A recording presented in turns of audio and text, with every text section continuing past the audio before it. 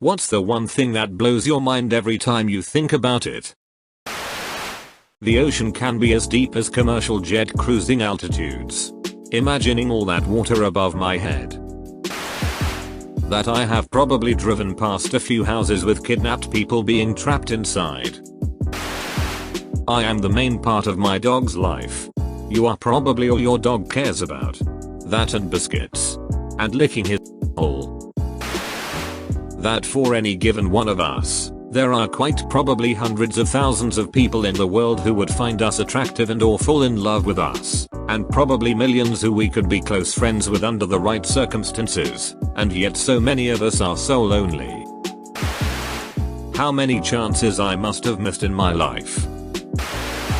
That literally every small decision you've made in life, no matter how insignificant it seemed, lead you to reading this post, and any difference could have altered your life wildly.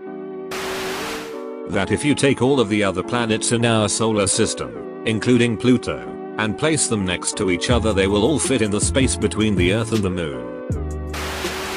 That every living thing ever lived is related to each other. Not in some figurative way, but literally.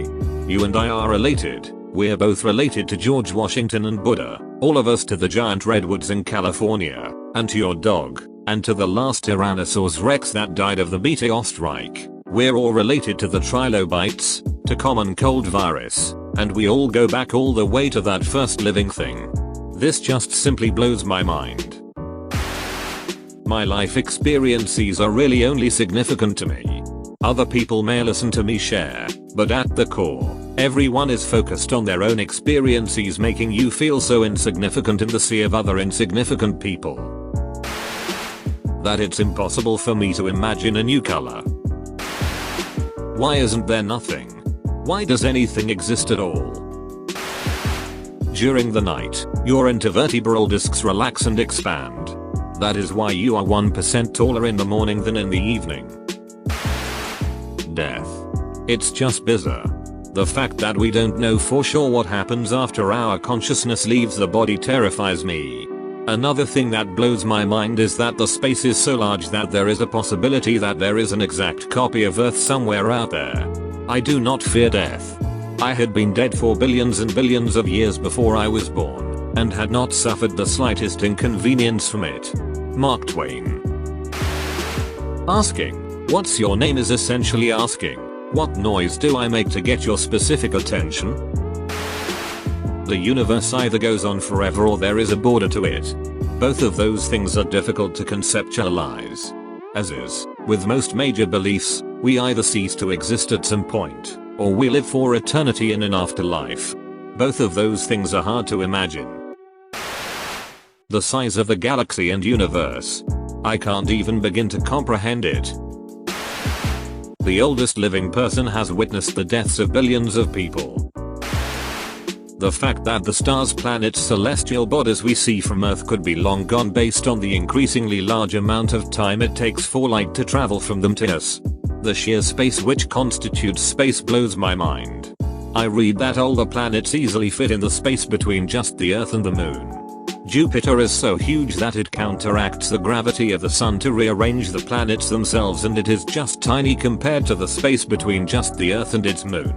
I don't even wanna think about the rest of space. That one of my family members could die and someone on the other side of the world would be just a normal day. Not even the other side of the world. My uncle died a few years ago, and on my way over to his house to sit with my aunt and cousins, I saw that 2 doors down they had a bunch of balloons under "It's a girl" sign in their front yard.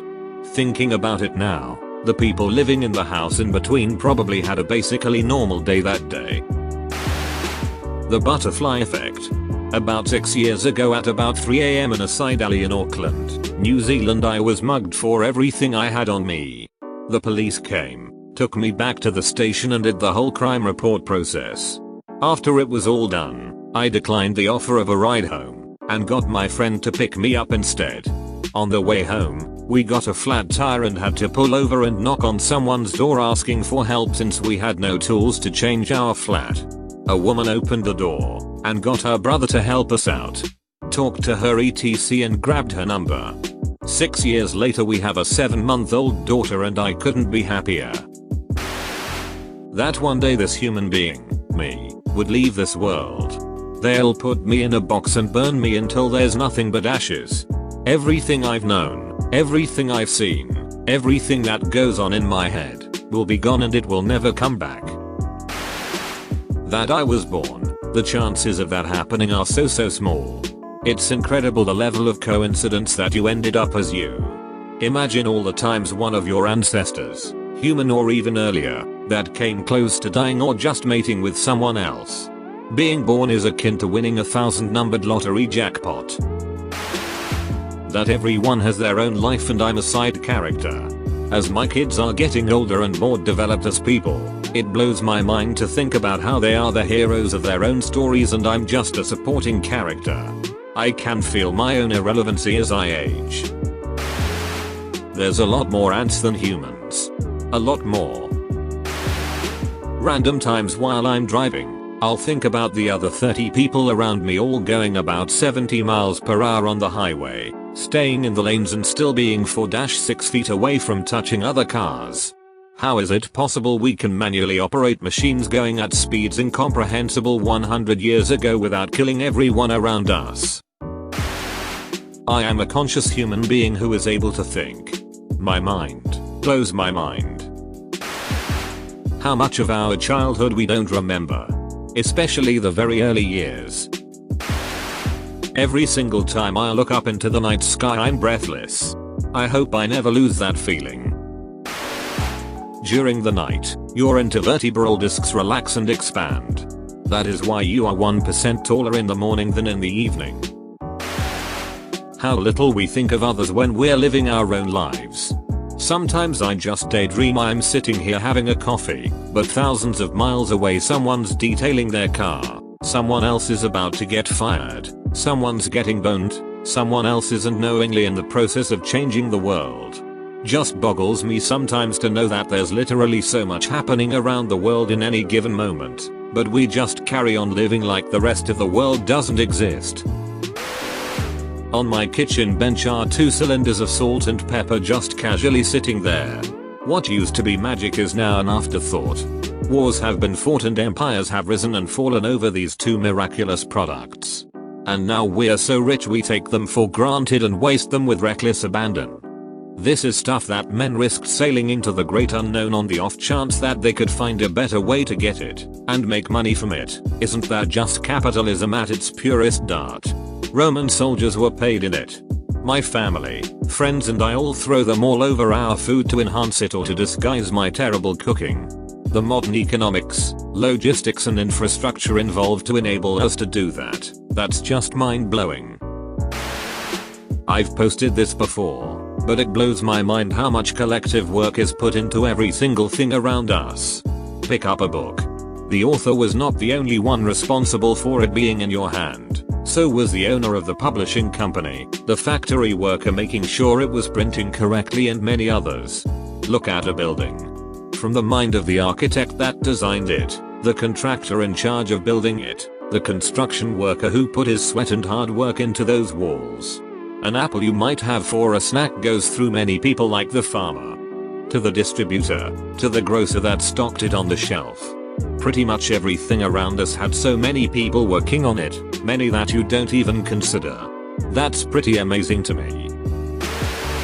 Every time I think of a brilliant plan to change the world, I realize there are 7 billion consciousnesses on this planet with different ideals and memories and goals and dreams. DJ Khaled is in some bathroom pointing at his belly in the mirror and saying another one, and some Muslim girl is arguing with her dad about wearing hijab when they are alone on the farm doing chores. And some old Japanese man is going to catch his last fish and lay in his bed and die later. It's weird that any of this works at all, at times. I get stuck on past people a lot. Especially the people who we don't have any information about, whether it's because they're from a society where writing didn't exist yet or at all, or they were of too low status to write about, or someone or something just destroyed the records. There were thousands of commoners in ancient times who had friends and hobbies and ideas that we'll never know about. Even their direct descendants don't know their names or anything else about them today. That's all for today's video. Hope you guys liked it. If you liked the video, subscribe. If you want to support the channel, the best thing you can do is simply watch the videos. But if you really want to see the channel thrive, subscribe, like, comment, add to favorites, add to playlist, and share with friends. Don't forget to follow me on Instagram at Reddit and Insta. Thank you guys so much, and I will see you with tomorrow's upload.